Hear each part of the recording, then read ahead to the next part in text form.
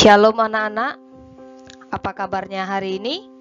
Ibu harap semuanya baik-baik saja ya. Baiklah, kita kembali memasuki materi kita, materi PAK. Sebelum kita mulai pelajaran kita, ada baiknya kita bersatu di dalam doa.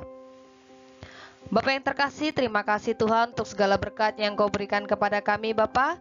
Sebentar lagi Tuhan kami akan belajar, Engkau memberkati kami, Engkau mengajari kami untuk memahami segala materi yang diberikan guru kami Tuhan. Biarlah Tuhan segala materi itu Tuhan, untuk segala hal-hal yang baik dapat kami jalankan dengan benar. Terima kasih Yesus, terima kasih Bapa. Kami berdoa dan mengucap syukur. Haleluya. Amin. Oke anak-anak, ayat mas kita hari ini tertulis di dalam Kolose 3 ayat 23 sampai 24. Buka Alkitabnya semua. Kolose 3 ayat 23 sampai 24. Sudah dapat? Katakan amin. Ibu akan baca untuk kita semua ya. Apapun juga yang kamu perbuat, perbuatlah dengan segenap hatimu, seperti untuk Tuhan dan bukan untuk manusia. Kamu tahu bahwa dari Tuhanlah kamu akan menerima bagian yang ditentukan bagimu sebagai upah. Kristus adalah Tuhan dan kamu hambanya. Oke, tujuan pembelajaran kita hari ini adalah yang pertama, anak-anak dapat menjelaskan pandangan Alkitab tentang keluarga. Mampu menjelaskan kehendak dan tujuan Allah atas keluarga. Mampu menjelaskan hubungan yang harus dibangun di dalam keluarga. Menjelaskan tanggung jawab orang tua dalam keluarga sebagai ayah dan ibu. Menjelaskan fungsi dan tugas anggota keluarga. Lalu yang terakhir, mampu menjelaskan bahwa Allah adalah pusat dan sumber pada kehidupan manusia. Anak-anak ibu, apakah masih ingat semuanya materi kita minggu lalu mengenai apa? Ya, materi kita minggu lalu mengenai dasar kehidupan keluarga, di mana kita belajar mengenai kasih, ada berbagai macam kasih.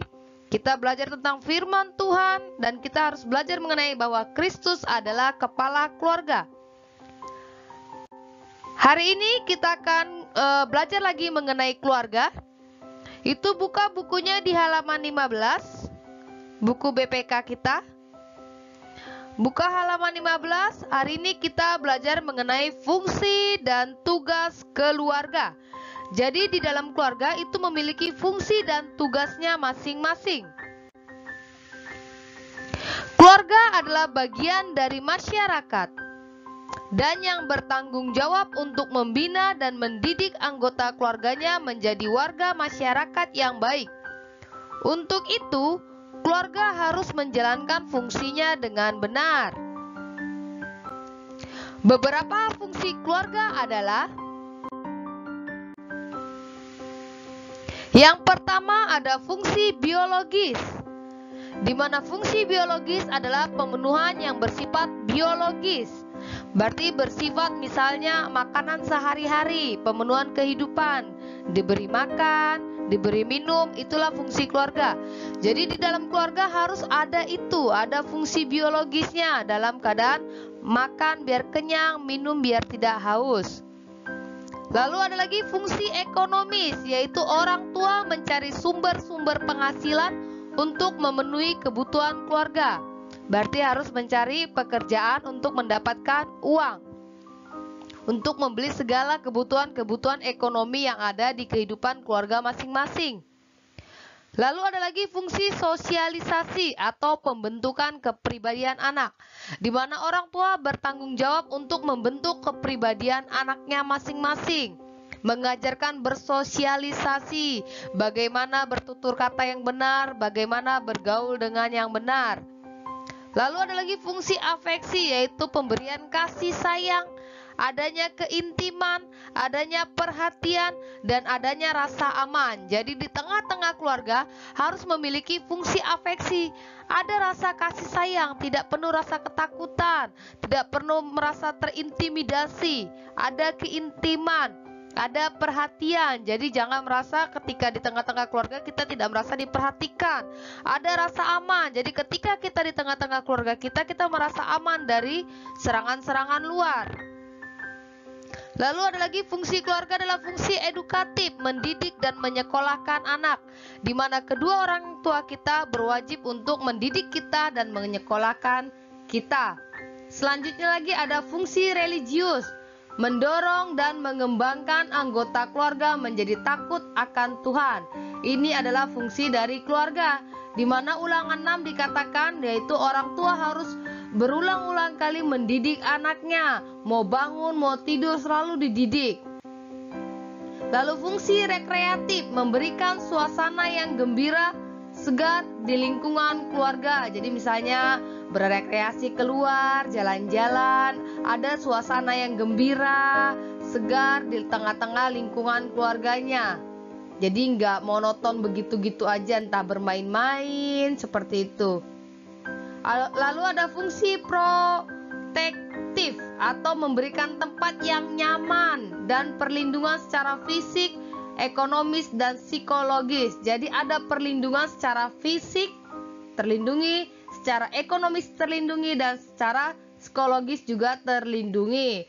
Lalu fungsi status sosial yaitu kedudukan atau status yang diwariskan kepada anak-anaknya. Jadi ada warisan status sosial. Statusnya apa dia, misalnya di tengah-tengah keluarga ayahnya, misalnya ayahnya seorang bangsawan, lalu menurun kepada anaknya. Atau misalnya status sosial bisa juga melalui misalnya pekerjaan, juga bisa melalui keturunan bangsa, bisa juga, atau melalui adat istiadat, dia sebagai seorang raja, bisa juga, itu namanya status sosial. Selanjutnya, tugas keluarga. Di sini di dalam tugas keluarga, di situ dikatakan, maka Allah menciptakan manusia itu menurut gambarnya. Menurut gambar Allah diciptakannya dia. Laki-laki dan perempuan diciptakannya mereka. Allah memberkati mereka, lalu Allah berfirman kepadanya, beranak cuculah dan bertambah banyak, penuhilah bumi dan taklukkanlah itu. Berkuasalah atas ikan-ikan di laut dan burung-burung di udara, dan atas segala binatang yang merayap di bumi. Kejadian 1 ayat 27 sampai 28. Jadi ayat 27 sampai 28 ini memiliki banyak tugas-tugas keluarga. Kita jabarkan satu-satu ya. Pertama dikatakan beranak cucu dan bertambah banyak. Salah satu tugas manusia dalam keluarga adalah berketurunan untuk meneruskan kehidupan di bumi. Allah menjanjikan keturunan yang banyak seperti bintang di langit dan pasir di laut. Kejadian 15 ayat 15, Kejadian 22 ayat 17. Kepada Abram dan Allah memenuhinya sampai saat ini, Allah mengaruniakan anak-anak dalam keluarga dan memberkati tumbuh kembang setiap anak. Itu tugas keluarga yang pertama menurut Kejadian. Lalu yang kedua dikatakan lagi di situ, penuhi dan taklukkanlah bumi. Allah merancang manusia sedemikian rupa sesuai gambar dan rupanya, dan memberikan manusia tanggung jawab untuk memenuhi bumi, menaklukkan bumi, mengusahakan dan memelihara tanaman. Jadi di sini ada dua kata, penuhi dan taklukkan. Apa sih artinya? Penuhi artinya diberi tanggung jawab untuk memiliki keturunan. Taklukkan artinya mengusahakan dan memelihara bumi itu. Manusia berhak menggunakan seluruh ciptaan Allah untuk keperluannya, bukan untuk memuaskan keserakahannya. Karena itu manusia diberi tanggung jawab untuk memelihara bumi, dan manusia harus bekerja dengan benar dan bertanggung jawab kepada Allah. Lalu yang ketiga dikatakan menjadi rekan sekerja Allah. Setelah kejatuhan manusia ke dalam dosa, Allah terus bekerja dan berkarya untuk menebus manusia dari dosa dan menyelamatkan mereka dari maut. Allah dapat mengerjakan semua pekerjaan yang diperlukan di muka bumi, tetapi Allah memberi amanat kepada manusia untuk mengusahakan dan memelihara agar menerima penghargaan dan kepercayaan untuk mengerjakan pekerjaan-pekerjaan atau tindakan-tindakan yang diperlukan untuk menjaga kelestarian alam semesta. Jadi di sini menjadi rekan sekerja Allah artinya menjadi mitra. Manusia mengerjakan apa yang menjadi bagiannya yang diterima dari Allah. Oleh karena itu manusia harus hidup kudus, sebab menjadi rekan sekerja Allah berarti bekerja dalam kekudusan, tidak bertindak serakah dalam mengelola alam semesta. Bertindak serakah berarti manusia bekerja untuk memuaskan keinginan hatinya, bukan bekerja untuk menjadi rekan kerja Allah. Jadi jangan sampai terbalik ya. Kerja Allah yang bekerja sebagai rekan sekerja, Allah akan bekerja untuk kesejahteraan, kemuliaan Allah sebagai wujud kehidupan melayani Allah. Di sini dikatakan ada orang yang dipilih Tuhan dari dalam keluarga untuk menjadi nabi. Lihat ya di 1 Korintus 3 ayat 9. Imam, raja, murid-murid dan para rasul. Sampai saat ini Allah bekerja membangun gereja-gereja sebagai tubuh Kristus. Misi Allah menyelamatkan manusia berdosa selalu melibatkan orang-orang yang telah disiapkan dari dalam keluarga.